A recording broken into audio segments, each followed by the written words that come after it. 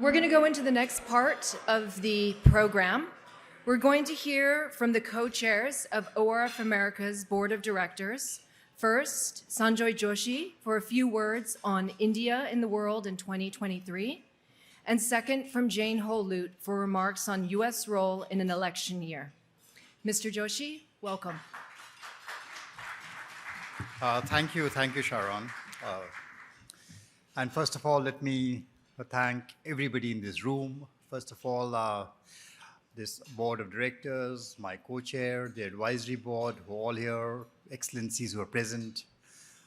ORF America and ORF owe a special debt of gratitude to all of you for our board. ORF was born as, Dhruva was telling you, as a pandemic baby. And being born as a pandemic baby, it had a really tough time. It was only the kind of board we had, the advisory board we had, and so many people in this room who are present here today who helped us along, helped it to walk, to run, and maybe now you'll help it to soar and move ahead. So I really look forward to this interaction this evening. Thank you all for being here.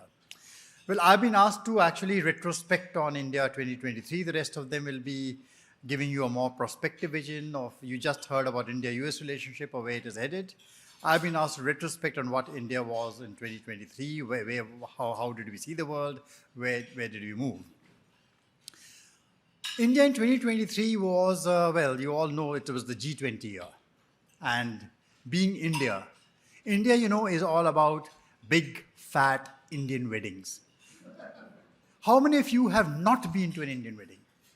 Are there any people who haven't been? Jane, that's a disgrace. If you are with ORF, you'll definitely get to see many, many, many Indian weddings, don't worry. So for those who haven't, open invitations. Well, Indian weddings are about razzmatazz. They're about glitter, they're about color. They are loud, they are raucous, there are a lot of things happening all the time. But most of all, you know, Indian weddings are about getting everyone in the family together, getting unconnected people together who've never met, perhaps generations who've never met new generations, getting them to meet each other, become friends, getting the slighted aunt back into the fold, the cantankerous uncle who's not been visiting for so many years because something offended him, get him back into the tent and re-merge with the family. That's what an Indian wedding is. So when India did G20, that's how it looked at G20. So that was the whole idea, you know, getting the extended family, getting people together. And the G20 was not just about the G20. It was not about an exclusive club of the G20. Indian weddings are about getting everybody in, second cousin, third cousin, fourth cousin, you know, the extended family comes in. So the first thing was India made G20 about the global south. The first event, which was held in January, was about getting 125 countries in. The G20 was not shaping the agenda for an exclusive club of 20. They were not talking about this. They were talking about a lot of other issues which concerned the much larger world order. And as you all know, this was happening at an extremely difficult time. It was a time when there was a war going on in Ukraine, in the old continent. Old divides had been resurrected.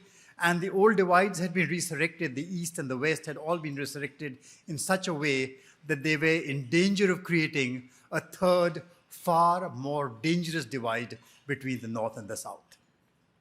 So how do you start bridging these cleavages, getting people together? So that is primarily the effort which was done. It was not about just getting the leaders in the room and talking to each other. It was getting a whole host of institutions. The Think 20 initiative, a big reach out event where it was not about the 77 countries which participated in many of these into the larger T20 initiative. It was many, many, many, many institutions, hundreds of institutions which joined in. People wrote in, created products, created well-researched documents on what were the issues that really affected the global south. This is what the G20 was really turned into. And as a result of that, so India's exercise became about reestablishing the identity of the global South, not to set it up against the North, not as something in confrontation, not as something who were in different sides of the court, but really about giving its true identity to make it synonymous with what the real issues were, making it synonymous with green, tech, gender sensitivity, development issues, climate change, bringing those back to the agenda of the G20. So reclaiming the global South's identity, as a independent place, as a place synonymous with green transitions, gender equity, and using technology to leapfrog into a world where greater sustainable, equitable development would be possible in a much more inclusive manner. And why is this important? This was important because, you see, the whole idea is that if the problems today of the global North are going to be sorted out, whether you start looking at issues of migration, the boat people coming in, the threats to the borders of many of these countries, which are throwing up a very fractured kind of populist, domestic, nationalist politics, the answers to those problems, the remedies to those problems have to be found not in the North, but in the global South. And that has to be the way forward. These are problems which actually spill over and affect everybody else. So the effort is to make this bridge between different countries, between different families, and see the process as the leadership of the G20 from Indonesia, then to India, now to Brazil, next to South Africa, as it moves, as the agenda for the G20 gets set in the global South, I think many of these issues and the thrust is going to be how to get everyone together into the same tent. So Indian weddings are loud affairs, yes. And they are just not acoustically loud. They are loud in terms of color also. I said, that's sort of glitter, razzmatazz. We don't like black and white. We hate it. We don't want to see the world in black and white.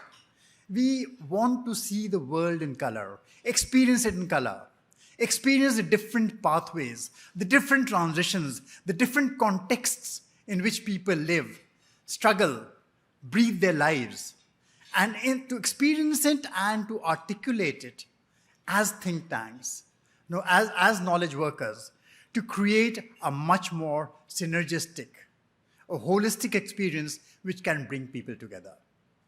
So that's all I have to say about 2023. About 2024, I'll just say one thing. If you start looking at 2024, and just think of what should be the most significant word, the one word going forward into 2024. To my mind, it is that one word, coalesce, bring together. How does a fragmented world coalesce again? Because we are in this mess together. How are we going to get out of this together? I think that is a challenge for most of us. Coalescing, ending fragmentation, and getting the world together, and creating the knowledge and the knowledge networks to make that possible. That's really what I think the task is for all of us as think tanks. Thank you. Thank you all for being here. So I was actually given my choice of topics to talk about tonight. How will the war in Ukraine end? What's going to happen next in Israel and Gaza? How do we address the generational wars that seem to be renewing themselves in Africa? What about U.S. policy toward China? I wasn't given any choice at all. I was told to talk to you about what we will see in the U.S. election in the coming year. So,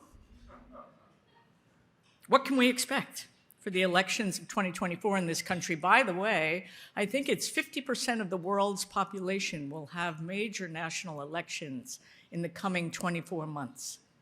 50% of the world's population will have a choice in what government they are going to operate under. Well, what can we expect in this country in the coming year? If anyone tells you they know, they're not telling you the truth. because, quite frankly, this country is divided pretty equally down the middle. And when you're divided 50-50, that's an environment that permits anything and compels nothing. And so what will happen? There are no assurances. There are no assurances about candidates. There are no assurances about the consequences of our legal system. There are no assurances about wild cards. There are no assurances about natural disasters or human catastrophes that will come to our shore. But nevertheless, there are no assurances, but I will seek to reassure you. Have Americans lost their love of country? Absolutely not. Have Americans lost faith in each other? We have not. Have Americans lost a commitment to democracy? We have not lost a commitment to democracy. In fact, what you are seeing unfold in this country over the past several years and over the next several months will be a manifestation of our fundamental belief in democracy, that we have a right to a say in how we are governed. Every person has that fundamental political right to a say in how we are governed. Are Americans paying attention? Are we sleepwalking through this period? Everyone is paying attention. No one is sleeping. Pick up a newspaper. Every major newspaper has articles on how to address your sleep dysfunction because no one is sleeping.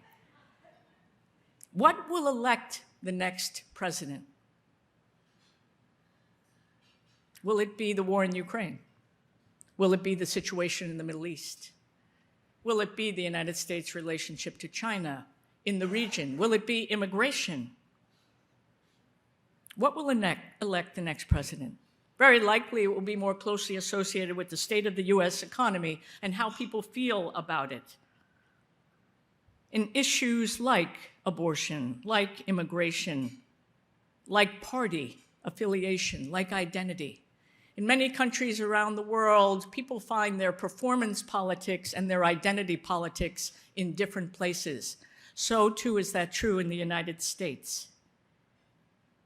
But the freedom to choose is what we all very, very, very fundamentally believe in, with a passion that is expressing itself in the conversation you see unfolding every day in every corner of this country.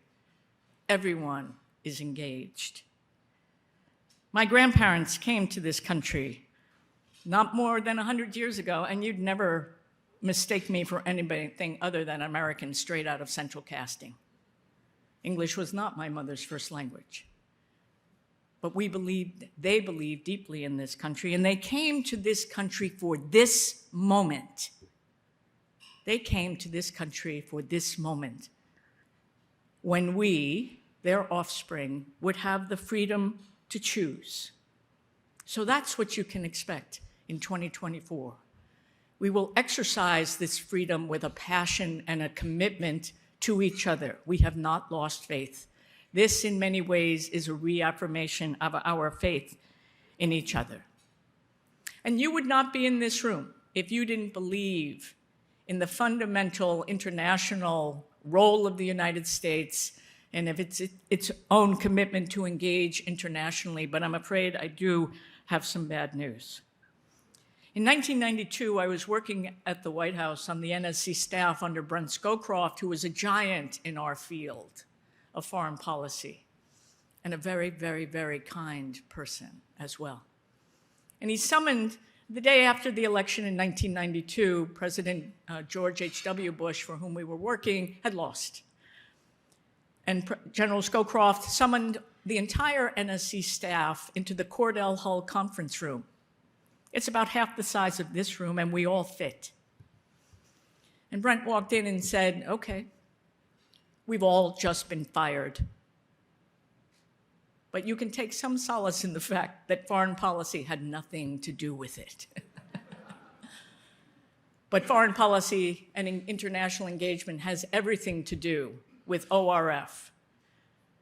Its flagship enterprise, the Racine Dialogue, is, for my money, the hottest ticket in the world in any given year. It is the most important dialogue internationally that exists far more, in my view, than Munich, and far more even than the World Economic Forum. And I realize I may be ruffling some feathers.